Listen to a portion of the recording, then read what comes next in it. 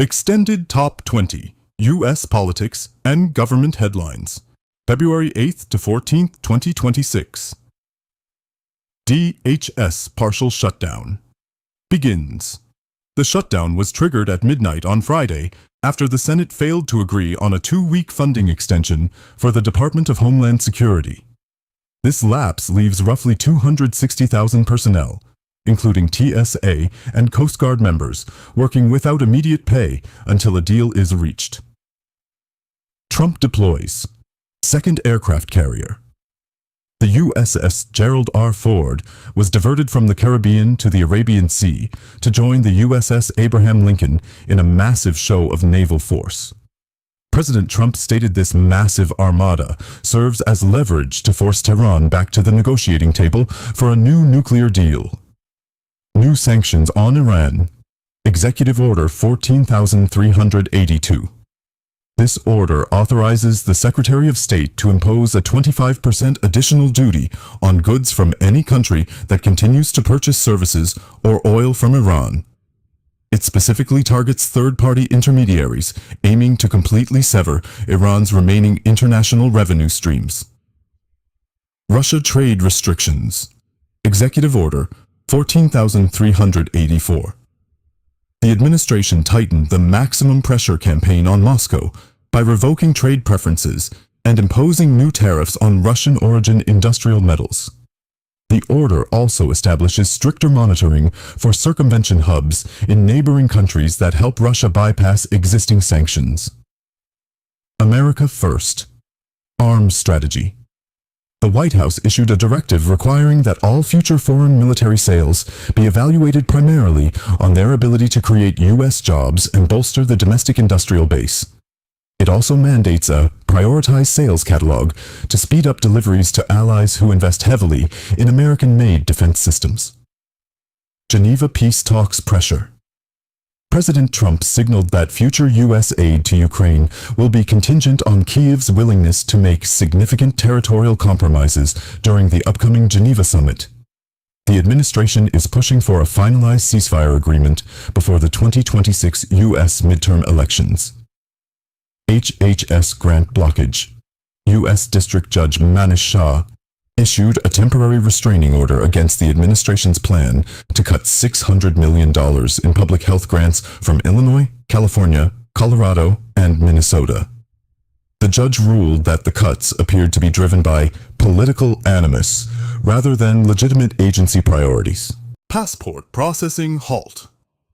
The State Department abruptly ended its partnership with nonprofit libraries to focus resources on internal federal facilities, leading to a sudden drop in application sites. Travel experts warn this will exacerbate an already growing backlog, potentially doubling wait times for international travelers this summer. European self-defense warnings. At the Munich Security Conference, EU leaders reacted to the America First shift by proposing a unified defense budget independent of NATO frameworks. This move reflects growing concerns in Brussels that the U.S. may no longer guarantee the security of Eastern European allies. Supreme Court redistricting ruling Virginia's High Court is weighing a challenge to a map that Republicans claim unfairly packs conservative voters into fewer districts. The final ruling, expected within weeks, will determine the control of several swing seats critical for the House majority. Canada tariff rebuke. In a rare break from the president, several House Republicans joined Democrats to pass a symbolic resolution condemning proposed tariffs on Canadian energy imports.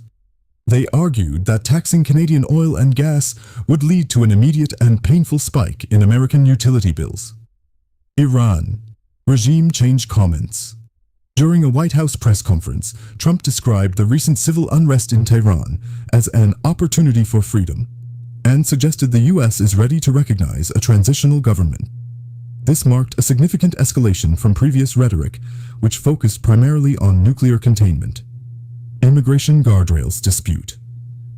The DHS funding deadlock remains stuck over Section 402, a provision Democrats want to include to limit how ICE agents can conduct inland enforcement. Republicans have countered that any limits on enforcement are a non-starter for a department whose primary mission is border security. Minnesota ICE withdrawal.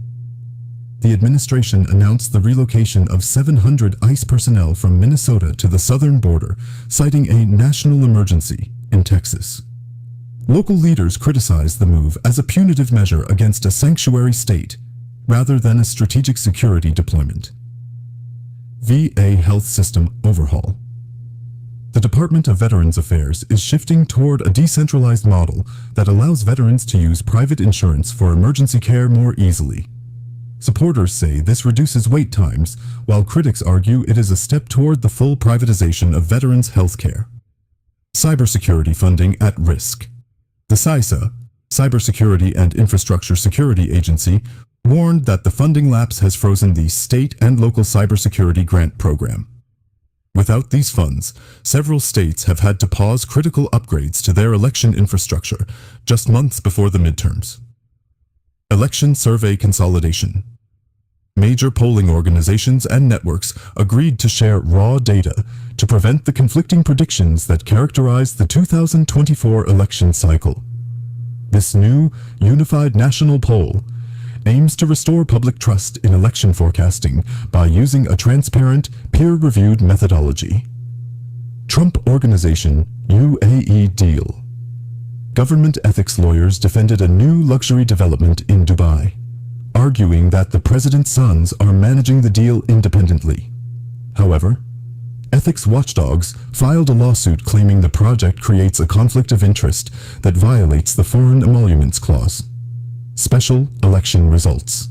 The swearing-in of Christian Menifee gives Democrats a vital seat in a closely divided House, making every floor vote a high-stakes event. This narrow margin has already forced Republican leadership to delay several key pieces of the America First legislative agenda. TSA and FEMA. Operational risks. TSA administrators warned that if the shutdown lasts past February 20th, they will lack the funds to pay overtime for screening officers during the busy spring break season. Simultaneously, FEMA has warned that its disaster relief fund is being depleted by ongoing recovery efforts without a new appropriation.